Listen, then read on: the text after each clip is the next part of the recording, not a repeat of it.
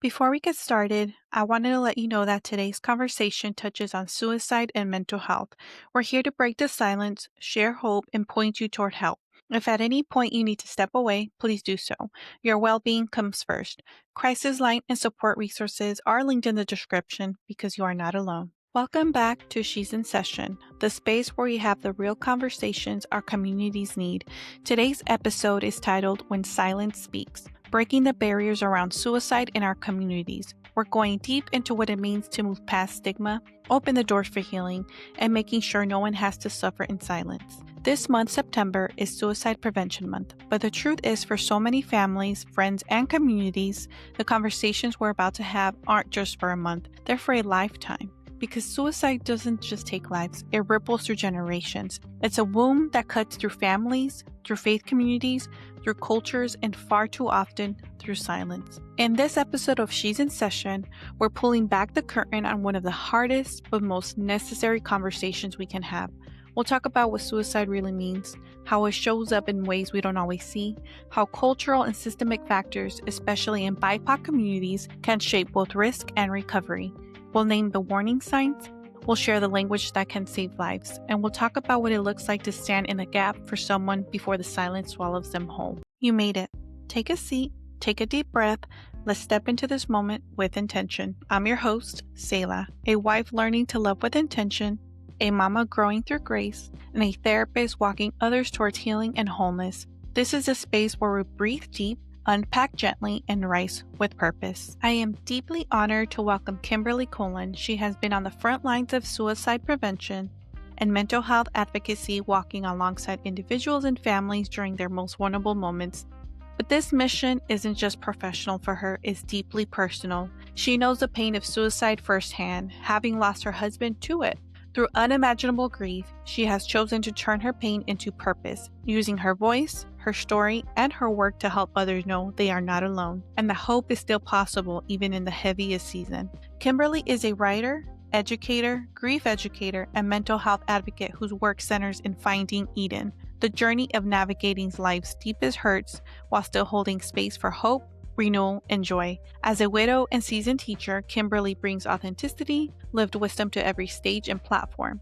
Through her essays, talks, and teaching, she invites audiences to embrace both the beauty and the brokenness of life, showing that our true purpose is often found at the intersection of passion and compassion. Her message resonates across both corporate and faith settings, offering practical tools for resilience and courage while also pointing to the deeper truths of healing, faith, and wholeness. Welcome, Kimberley. Thank you for your courage, your heart, and your willingness to have this conversation with us today. Before we talk about warning signs, prevention, and the ways we can all stand in the gap, I want to begin with you, because conversations like this, they carry even more weight when we understand the heart behind the person speaking. So, Kimberley, your advocacy isn't about something you just stumbled into by chance. It's deeply tied into your own lived experience. And out of that, you built something you call the Eden Project. Can you share with us the journey that brought you your personal story of loss and how that experience gave birth to the Eden Project? Yes, I'd love to do that. When I married my husband, Brian, we were both in education at the time. And had been in education for 30 years. And I had been in education that time for 28. Life was great. We had just married in May, at May 31st. It was Memorial Day that year. And we were rounding out the end of the school year, tying up loose ends. We finished, well, principals don't usually finish until like July. They get a little break. I finished, and as soon as teachers finish, we're like, bye, see you never. I mean, we'll be back later. and and it was great. We had big things that we were working on. We were building a cabin in Wisconsin. And so Brian had put up the pool barn, and there was so much to do. Like, it was so exciting because we got electricity, and it was like living in the 1900s when we no longer had to use candles and flash. It's like, wow, we have electricity. Oh my gosh, this is great, life changing. But what I didn't know was that he had been struggling. And I guess struggling is no longer the best way to describe the journey of mental health, but he had been processing poor mental health ideas. And then his family um, had known about this previously and no one ever told me. What I learned was that he had been previously mentally unstable 10 years before I met him, and everybody knew that but me. And that's what stigma is. Stigma comes in and it works really hard to duct tape people's mouths so that nobody says anything because it's supposed to be some big, great secret. And I believe strongly that it can only stay a secret for so long before it explodes. And when it does, you will be unable to put the toothpaste back into the toothpaste tube, back into the toothpaste tube. You can't do it. And that's what happened. And so he passed away by suicide 4 months in, well, 4 months and 10 days. I know it sounds silly to say those 10 days, but 10 days matter to me. Those were hard 10 days after we married. And then the the real work begins. It began then for myself, it begins for other families who are going through the similar journey. That's a lot of hard work. And fast forward, my mother passed away at Christmas time, and I was her caretaker. And I really was thankful for what we called a good death because my husband's was not. And it was a gentle home going for my mom. That brought me to, we took her out to Pennsylvania to her burial place from her for her, well, all her ancestors are since the end of the 1600s. I think there's people there who've been there that long that she's related to at that church and at the burial ground. And so that was kind of during Lent. And during Lent, I was trying to figure out how can I really process all this stuff? How can I process my growth journey? How can I process that space where things are uncomfortable, but life goes on? How can I process that space where I have so much joy and hope and faith, and life is generally good, even though my mom died? I don't feel regretful or sorrowful. I miss her, but I'm so glad she's where she is. And I don't have those same feelings, but I have those same feelings, different feelings about my husband. It was not good. It was not great. It was not wonderful. And it was just like, that's the whole journey of life, right? We all are on a journey of finding our own version of Eden, whatever that means, where you learn to balance all these things with both hands at different and unique measures throughout time. One day you might be like, life is great. Look at me, so happy. And like you're 80%, but then 20% is, all this other stuff going on, or it could be in reverse. My gosh, look at this tsunami I'm carrying today. But, well, at least I'm wearing good earrings. It's like that.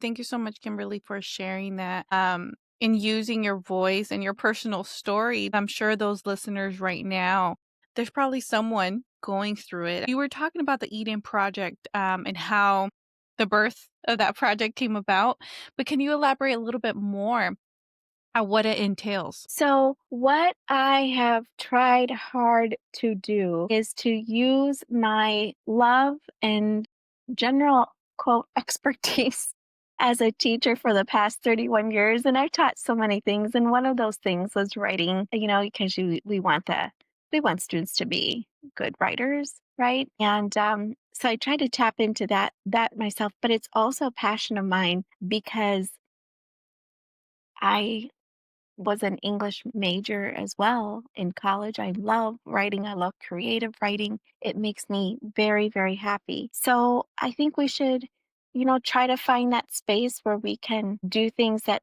bring hope and happiness at a crossroads of your passion and your compassion. For me, that's writing and being a creative person.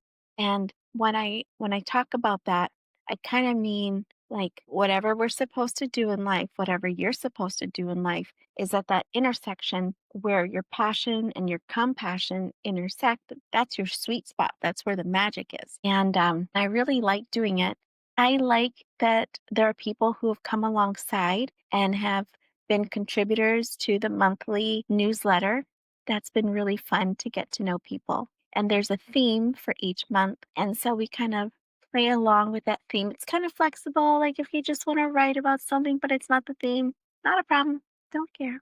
This coming up when there's a musician who shared his story, his journey, and artists. It's fun. And I think that's okay that it's fun. Hearing about the Eden Project, it makes me think how many lives can be changed, even if and even saved.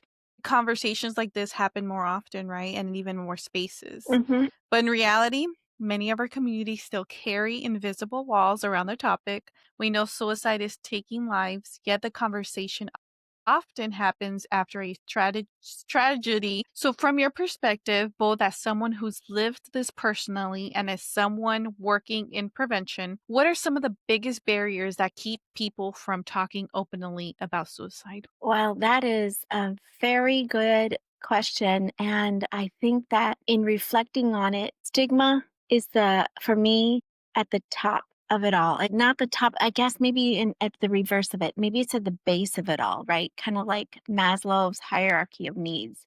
You know, Hmm. the base of it all Yeah. is really, really big. Or if you reflect upon an iceberg, the base of that iceberg is huge and you can only see the pinnacle. And stigma is magnificently big, and it just weaves in that detrimental fear of judgment, with many people worrying about, are people going to see me as weak and less than, and are they going to judge me, and what will my friends say, what about the people I work with, and what about my neighbors? And for my husband, he had this, as he progressed into his mental health decline, he was very concerned about what people were saying about him, but truthfully, nobody was saying anything. It was just the story he had on a repeat loop in his head at the time. And then also, I think people wonder, well, if I share this with so and so, is it going to be confidential? Or is this going to end up on some sort of TMZ expose?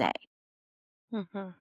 And then I think another barrier might be some cultural beliefs, because some communities still believe that seeking help is maybe a sign of weakness and not of strength. And some communities believe that we will take care of it within our community. However, not all communities are prepared to handle whatever it is. You know what I mean? Like, Yeah. that's Yes. great that you want to do that. I love that, but you need to be more equipped. And then, of course, there's still people who don't know where to go when something happens, because that's true for all of us. When we don't know what we don't know, we truly do not know it. And if there's not a need to know it, we certainly aren't going to know it until we need to know it. And that's what it feels like sometimes, is a crisis situation for many families, because, oh my gosh, not what, where, who, how, when. All these questions come up. And so then in a crisis, it can be really difficult, which is wonderful about like having fridge magnets, or just always be having a presence at different places where there's people, and just, handing out some cards that say, hey, here's a number you can call. Hey, here's a number you can call. And that seems to be helpful. And then of course there's people who maybe in the past tried to speak up, and now they won't, because when they did before, nobody listened. Nobody cares. So why should I try again? You bring a very good point, especially with the cultural barriers where the stigma continues, where those doors continue to be shut down. Like you just said, there may be a person that may open up about what they're going through, and the other person or the receiver doesn't really know how to handle it. So it's like, okay, it's like a pat in the back. You'll be okay. Yeah, You'll be all right. It'll go away, but not really providing the help that is necessary to make sure that they are truly okay. It goes into, right, the prevention, those setting up even within our own systems, right? Whether it's programs or trainings, whatever it is, to get educated on how to better support one another. right. And it reminds us that silence doesn't always equal safe.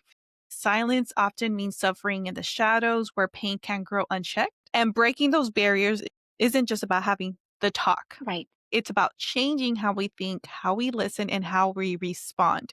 That's the action that's missing. Mhm. When you're in a community space, whether it's at a school or even in the online platforms, what are some of the first steps you take to make the conversations feel safe enough for people to actually open up? Well, I think one way to get started is to ask broader questions. Things like, "What's on your mind lately? What's going well, and what's kind of tough to tackle these days?" You could say things like that you've noticed. That seems to be really helpful for many people. Like, let's pretend it's you and we've been friends for 5 years now and work closely together. And I'm starting to notice that you are not laughing at my stupid jokes. And you've always laughed at my stupid jokes because you're my best friend. And now you're not. And I'm catching on to this. So I could say, hey, I notice you're not laughing very much lately. Or I notice that you are a little quiet these days. What's going on in there? Or you could say, hey, you're not texting me back. I know you read it. What's going Mhm, on? mhm. And do it from Yes. such a gentle space. But Mhm. then there's also some more difficult questions that you can ask. Like, for example, I wish that people would have asked my husband or said to my husband, I noticed that you are coming into work like bonkers tired. And that was true because my husband the last year of his life was probably getting 4 hours of sleep on a good night just because of the way his thoughts were ruminating. But I did not know that. I did not know what he meant when he said I did not sleep well because we were not Mhm. married at that time. I did not live with him at that time. And so when he would say I did not sleep well, I would say, bummer. Oh gosh, I really hope that you can sleep better tonight. Did you take some of your melatonin? Did you take, did you try some magnesium? You want to make sure that you cut off your coffee by 9 a.m. because that could, try not to eat chocolate. If he would have just told me what's going on, I would not have said those things. So I wish that people would have noticed some things like that, or even said, I noticed that you're losing a ton of weight. I wish they would have said that to him besides me and the family at the time when we understood what was happening. He was losing weight like no tomorrow. And at first, what person doesn't want to lose weight? And so you're like, oh, everybody's noticing I'm losing weight. And then there's like a part of you that plays into that charade, like, yes, yeah, yep, just trying to fit into that, old 25-year-old body again. That's not what was going on. So, like, having really safe conversations like that Yes. helps. I love that because safety is more than just a feeling, it's a practice. We've been talking about that. It's the way we show up for people so they could trust us with their truth, even when it's messy or heavy. And when we create those safe spaces, we're not just talking about suicide, we're talking about life. We're talking about connection, about the possibility of hope before the crisis even comes in. In my practice, when clients come in, so many other communities or professionals have failed them. It's trying to find that connection with the person of saying, okay, yes, you're coming for these issues, but hold on, we're missing something. What's your story? What's going on? Hmm. You're telling me you're okay, but you're not okay. Let's dig deeper. What's going on, right? And that's what it takes is just to give them that space, that open question to allow them to possibly open up a little bit more. So we've talked about the walls that keep the conversations from happening, but once those walls start coming down, we need to know what to actually look for. And we've gave us some examples, but the signs aren't always loud. You even mentioning that earlier. They're almost invisible. And when you walk through the loss yourself, like you have, Kimberly, you learn to notice the shifts that others might have missed. So, can you walk us through some of the warning signs, both the obvious and maybe not that obvious, that could signal someone may be struggling with thoughts of suicide? Absolutely. The obvious is like 5 million alarms going off, right? So if they are talking about dying or they say I just want to die or they trusted you and have told you that they have had or they have suicide ideation, they have a plan. My husband shared with me 6 weeks after we married that he was suicidal, and then I would check in with him and I would say, "Do you have a plan?" And he would tell me, even though it was gutting for me to hear the plan. There was always a plan. The way that he passed away was not on the plan. But I tried really hard at home when he was able to be at home to keep that in mind. Major changes in moods. Like my husband's mother passed away. It was 2 days before his birthday, before he turned 50. And Brian was not around. He was up north. We call it north in Minnesota. Where you're going north, he was up north. And he was with some friends fishing and he was unable to be contacted at that time. And so he found out too late that his mother um, had a situation that was an emergency, and when he was able to get down there, she was not responsive. He was able to say goodbye, but she was unresponsive. And so I think he felt so much guilt, and that started filling up his glass with depression. You know what I mean? And so that's another thing.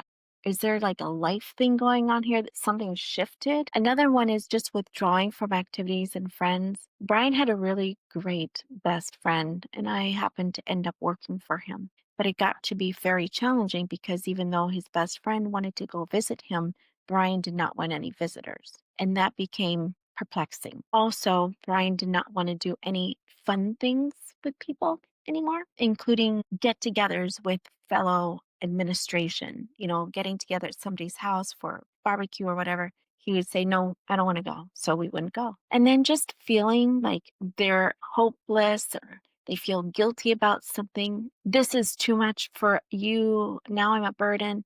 But then it goes back to other things that they might not speak of necessarily, or if they do, it doesn't register quickly that there might be a problem, like besides being legitimately exhausted, headaches or bad gut issues. Because when you ruminate in your mind, it also turns up in your guts. Maybe they start using alcohol more, or maybe they just got started using alcohol. I don't know. My husband would have rather people thought that he was an alcoholic than he was suicidal.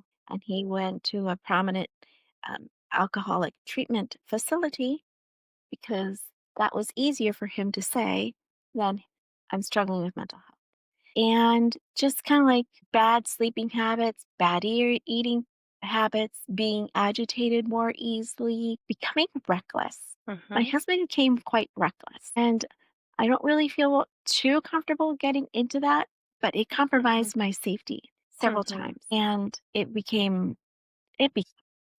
just basic losing interest in all things. Those are good examples you were mentioning because, yes, sometimes it's not a big announcement, but we see it in everyday changes. Like you said, whether it's quiet withdrawals, the changes in sleep or appetite, the way someone starts to pull away from the things and people they used to love. Oftentimes, that I notice too with clients that I have that are experiencing suicidal ideation, I often ask them, okay, when did you start to notice these symptoms in yourself, like Mhm. feeling with low energy. So we start talking about symptoms, but oftentimes, again, it's when you dig deeper, it's been there for so long and tied into so many unresolved issues. In your experience, are there any signs that people tend to overlook? Things we might dismiss as normal stress, but that could actually be red flags? Because I think that sometimes happens too, right? We're like, oh, they're just, like you said earlier, like, oh, you're just tired. Have you taken your melatonin? But what are some other examples? Well, here's one that I didn't mention. It's when you know that your loved one has gone through maybe a depressive period, a journey of however long, a couple days, maybe a couple weeks, maybe longer. It's so different for every person. And then all of a sudden, it seems like, phew, we made it out of that. Thank goodness. Things are calm again. It's like they just flipped the quarter and they went from heads to tails. And a person might think, oh, this is great, out of the woods. But often, sadly enough, that is because the person has created a plan and it's not because they're okay. That's eye-opening because so often we think someone's just tired, just busy, when reality their spirit is waving a red flag. We continue to see those signs for what they are. And if we do, we have a chance to step in, to check in, to maybe even save a life before the crisis point. Right. Transitioning just a little bit, can you tell me about how it's been for you, especially working in the education system for so many years?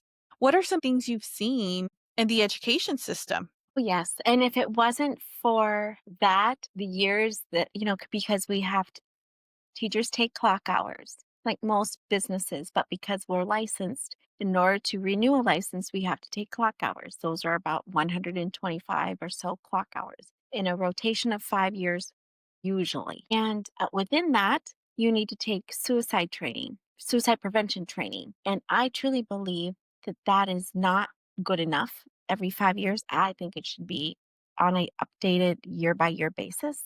But Had I not taken some of that training to have my job, I would not have been nearly as attuned to what was happening when I started to put the whole picture together. And I'm grateful for that. At school with students, there are so many struggles. Unfortunately, there's not enough staff to handle it. The psychologist is very, very busy. The school counselors don't usually do that anymore. School counselors have changed the terminology to deans, and that means that they are in charge of like academic elements of a list of students within the alphabetical group, not necessarily touching base on the soul of the student, the heart and mind of the student.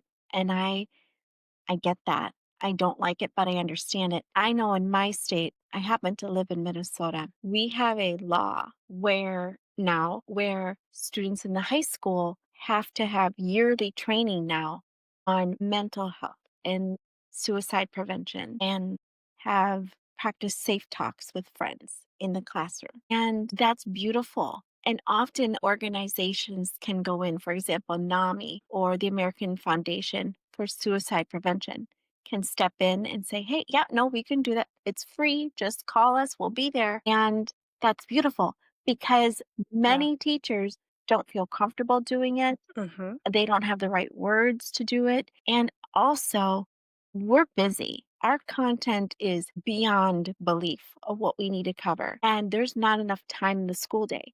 Our mental health matters too. And so when you put one more thing on the plate that I have to teach, I can tell you as a teacher, we're going to go, what? But this is something so vital that needs to be done. So I'm so glad that in Minnesota it's a law and a teacher can decide in high school who's going to teach it, when, where, and how. And bring in all these different organizations that are within your community to do so. We also have a new law that starts in 2026 about fentanyl training. And so Hmm. fentanyl, it's in our schools, whether parents want to like it or want to believe it or not, it's there. And so we Hmm. must educate our students on what is fentanyl and how it can kill you. Yes. And so again, is a teacher equipped to teach this? Absolutely not. I've Hmm. as a teacher for 31 years, I can tell you, no. Not even many Yes. health teachers can. And if Yeah. you say to your psychologist, "Hey, can you come in and teach this for me?" They probably would love to, but they have a massive caseload, right? And so it's really good to partner. If you're a Yes. teacher and this is something important to you and you don't feel equipped to do it, that's okay. I understand. The world understands. I Hmm. hope that Yes. there are people who are lining up to help. Just call and they'll be Yeah, there. that's amazing what they're doing there in that state. Fortunately, not every state offers that support. Suicide touches every race, every culture, every income bracket. How it's talked about and how it's responded can look very different depending on the community. And in the Hispanic community, for example, where family, faith, and cultural pride run deep, there can also be deep barriers to talking about mental health and suicide openly. So, from your perspective or even experience, what unique challenges do you see when it comes to addressing suicide prevention within Hispanic communities? Well, we are very proud people and not in a unholy way. We're just proud. Many Latinos, very happy that they're Latino. And I love that for all of us. But it also comes with things like if you talk about some things aloud, it can look like weak character. It can look like a massive character flaw. And then we also, unfortunately, have this situation with the word machismo, which means like just a patriarchal word. I don't really know how to explain it in English well enough, but it's just like, men, you buck up, buttercup. Come on, get over it. Pull your pants on, get down to business, right? That's kind of the idea behind machismo.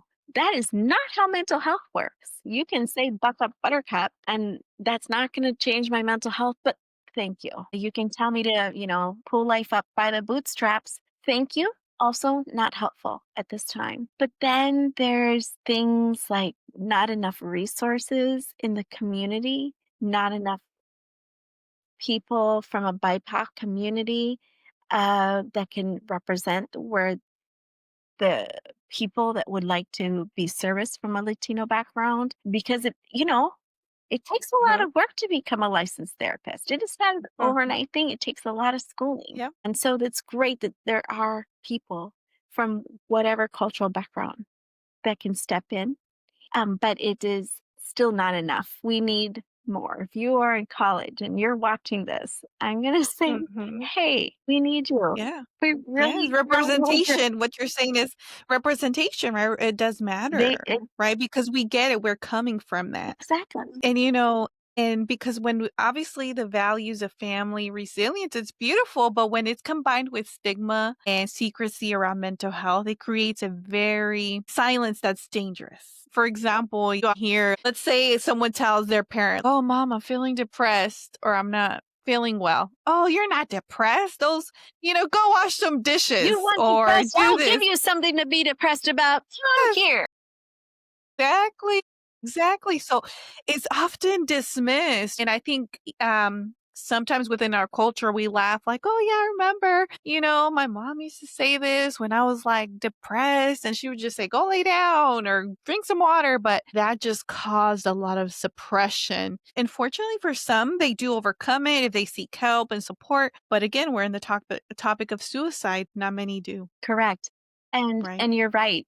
Just like students in a school learn best when they know that they are loved and respected and seen and they can see themselves in their teacher. I think that that's kind of true for therapy as well. You want to be respected and seen and cared for, not in a weird way, but cared for like I really am concerned that Yes. that kind of vibe. Yeah. Yep. But they want to see themselves in their therapist as well. Mhm. So that's why Yeah. it's really important. Also, one thing about the Latino community, a lot of people are have a faith journey of one kind or another. Often it's Catholic, and different faith backgrounds have different ideas and misinformation about suicide. And that's why it is so important to have conversations and have fluidity in them. Just let it be talked about. When you live under the umbrella of the stigma, it really shuts down so many avenues. I think it'd be great for churches to host um, or religious centers, whatever it might be, if you're Jewish or if you're Muslim, to host mental health awareness nights or opportunities or fairs Mhm. for your church. It really, really, really would make a difference. And so I volunteer as a board member for my local county's mental health stuff. And we raise money, and then people can reach out to us and say, hey, we want to do this. Can you support this cause? And often we'll say, yes, here is X amount of money. One of the causes that we supported was a Muslim um, mental health um, fair nearby at the YMCA, and it was fantastic. That's what I'd like to see more of in cultural realms. Once you had the conversation, what's next? What are some things we can do? You just mentioned linking with communities, workshops, events where we can educate of mental health and suicide prevention. The person who's listening, feeling like they're in pain, the pain is too heavy to carry, or the one holding space for someone in that place, what words of hope would you want to leave with them? I would say that beyond the messaging of you matter, because I think people have heard that, but I'm Mhm. afraid that people have heard it and it just sounds like Charlie Brown's teacher to them because they've heard it, but they haven't Uh-huh. internalized it. Yes. I really want people to understand what it means to matter, what value that you bring, that your unique set of gifts and talents are one of a kind. You are such a marvelous tapestry, how you've been created, and all the different knots and strings that have been tied together to make you are beautiful. even if they're not a great story, even if it included pain, it still makes you you and your story is still beautiful. And I would want people to know that because at the end of the day, especially if you are employed and have a job that you go to, or if you're a student in college and stress is really high, you you're replaceable at your job. Someone will be hired to take over what you do, but you are irreplaceable to your family and to your friends because there's no one like you on this planet. Connection. Mhm. Really finding that connection with the individual, their story, their pain, and how can we genuinely be present and available to be there for them. Exactly. Yes. And so I also want to speak to the ones standing beside their struggle, meaning like the spouses, parents, siblings, and friends who are witnessing someone they love in pain. So, how important is it for them to seek their own support so they don't get lost in the heaviness too? That is really easy to do. It is easy when you become a caregiver. And we know this from being moms of littles and taking care of them when they're not well. We learn this from being children of aging parents. When we take care of them because they're not well, we can easily lose ourselves in this journey, right? And so it's really good to have an accountability group of friends. And I always say that the best size for accountability groups are 3 to 5 people. We don't need to be sharing our business with everybody about all the things all the time. 3 to 5 people that can you say, you tell them what's going on. You say, I need you to call me. I need you to send me text messages. Please stop by, spend time with me. I'd love if you could. I don't really feel a lot of flexibility in me leaving to do whatever, but could you just come and hang out with me? And that's really a beautiful sign of friendship. But also, another thing that can be helpful is to let people know what is available in their community. Help them set up time to meet with someone. I tried to set up my own therapist while Ryan was sick, and I was excited to go to therapy. Unfortunately, there was a waiting list where I wanted to go. It was about a month and a half long. And by the time I was actually able to get in, Brian died. And I thought to myself, "Ugh." But just people who can advocate and say, hey, okay, well, then let's try this. Okay, well, then let's try that. Or, hey, call 988 because you do not have to be the person who is suicidal to call Mhm. 988. You can be the caregiver and call Yeah. 988 and say, hey, I have a question about. Mhm. And of course, if you are still working through this, most businesses have some type of employee assistance plan. I know I can only speak of education. And so I know that in public schools, we have something called a school district employee assistance plan. You have to be honest and upfront and straight to the point, which I think is really essential for getting through this is not hiding behind the mask, not hiding behind the stigma. If you're in a union, talk to your union members. Here in Minnesota, we also passed a law for construction workers because construction workers filled out a form, and I think it was in the year 2023 um, that led into initiatives and writing down, well, what can we do about this during 2024? And then now we have a plan. And the plan is to set aside, I think it was $100,000 over the course of 2 years, could have been $500,000 over the per year. Anyhow, a lot of money, right? Set aside Mm. because the union employees were like, we're stressed out. This is not okay for us. And then when the businesses for construction found out, oh my gosh, this is going on, they did not know what to do. They did not know where to turn. And so they reached out to um, NAMI, they reached out to the Minnesota, to our governing body. They reached out to the American Foundation for Suicide Prevention, and we all lobbied on their behalf to get this bill passed. And I think that that's a beautiful representation of what we can do for others. Thank you. Supporting someone, as we know, through suicidal thoughts or grievance has its own kind of weight, and you can't pour from an empty cup. You need your own safe space to process, to breathe, to be cared for.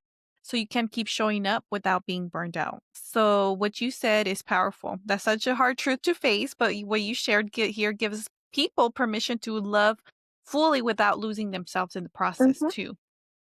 When you were trying to help Brian, were there any barriers in the system, whether it was in the mental health care access, insurance, stigma, or lack of resources that made it harder to get him the help he needed? Yes, there were, and it was really difficult because things like the beds were not always available, and so he would have to wait for a bed to be available at a in-care facility.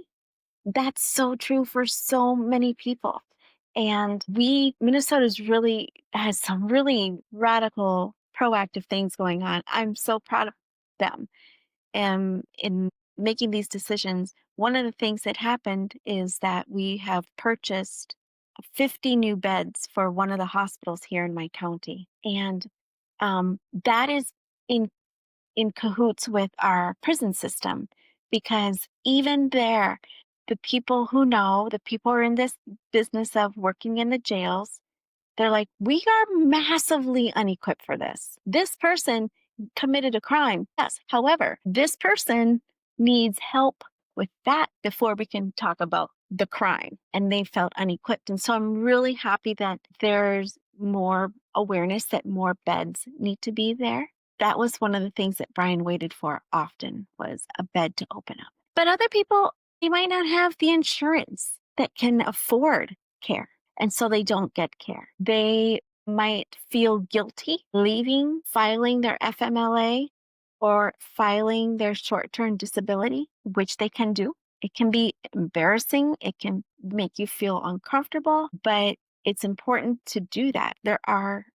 That's available, but some people just don't know what is available. And so they keep going to work exhausted, hamster on a wheel. And then just poverty, right? And unstable housing, these play into mental health situations. The lack of transportation to get somewhere. Okay, yes, I agree. You're right. I need to talk to somebody. How am I going to get there? Mhm. And so when you are the person and you're talking to somebody else and you're like, oh yes, but you want to make sure you can get to a therapist. You want to make sure that you can get this or have that. Are you just saying it or are you actually going to help them?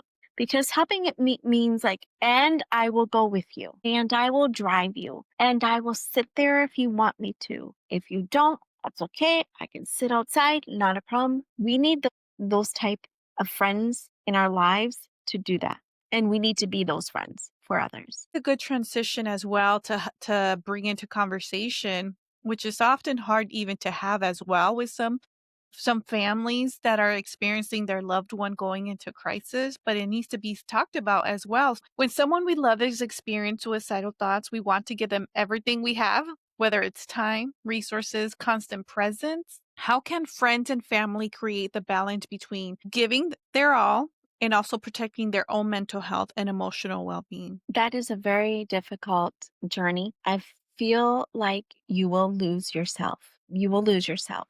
But if you have your core group of friends, your accountability friends, they will stay with you while you go into your cocoon, because that's what it feels like. And while you are in that space with your family members and with your accountability friends, you need to be straight up and know your limits and say to them, I actually need to leave this house. There are many times I did not feel safe leaving the house with Brian there. Not at all. So I kind of sometimes felt stuck. And I learned to say, call his brother and invite his brother over without my husband knowing at first. Mhm. Come over. I need to go grocery shopping. Come over. I need to go visit my parents. Come over. Have somebody who can come over and be you for a while. You don't have to be available every moment of every day if you can have a family plan for Yeah. what to do. It's Mhm. not a one person job. And Yeah. even if you say, I have slept like trash for the past couple of nights, can you come over Mhm. while I take a nap? Can you come over while I go get a pedicure or while I take my car to, I don't know. You need support. Not everybody knows how to support you. So you have to vocalize and advocate for yourself like you're advocating for your loved one because you need help too. Another thing that's really important is to learn to let go of guilt. You will have so much guilt. And when that goes unchecked, you will have to process that for a long time in life. And it's really wise that you do. You don't have to hold the guilt. Yeah. You can let Yeah. go and you can be someone else's lifeline, but not their only lifeline. And again, if you are like, is this normal? No, it's not. Oh, it is. I don't know. I'm the one struggling. Call 988, explain to them how you're feeling as the caregiver, because that is very, Yes. very, very vital. And I'm sure that every community has numbers that you can call as well. That's why I wanted to talk about that portion too. How do we take care of the individuals witnessing their loved one in pain or hurt? It's creating what we use in the clinical world or in therapy, this a safety plan. It's not just a safety plan for the person going into crisis, but also a safety plan for those individuals seeing their loved ones in crisis or experiencing suicidal ideation. Just finding that balance.